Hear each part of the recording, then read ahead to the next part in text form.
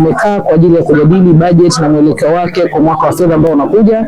Tunaona ni budget ambayo inakaribia takriban bilioni 6 ambazo zinatarajiwa kukusanywa kwa ajili ya kutekeleza shughuli zetu kwa jamii, usafi, usimamizi wa huduma tofauti, kuepusha maafa, kuangalia. Yaani kuna mambo mengi ambayo yanafanyika katika baraza na pamoja na kamati zake.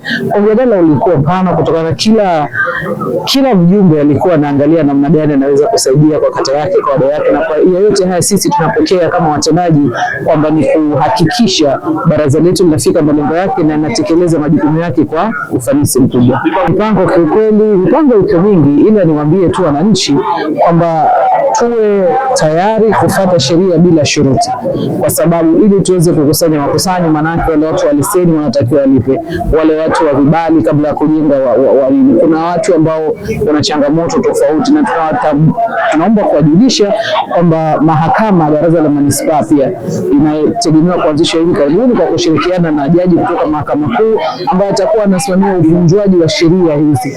Kwa hiyo tunaomba wananchi wafuate sheria bila shuruti. Wajibu wake tunajua, tunatoa elimu, tunawakumbusha, lakini kwa wale ambao wataendelea kuvunja sheria, basi mkono wa sheria tutachukua.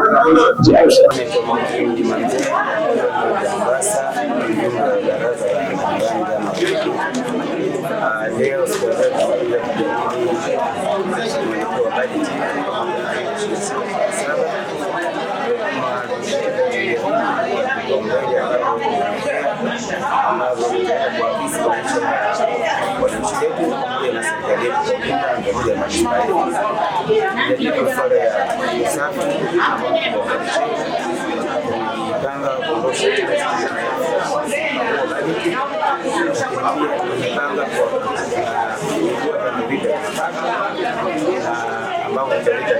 tunashukuru kikao cha leo.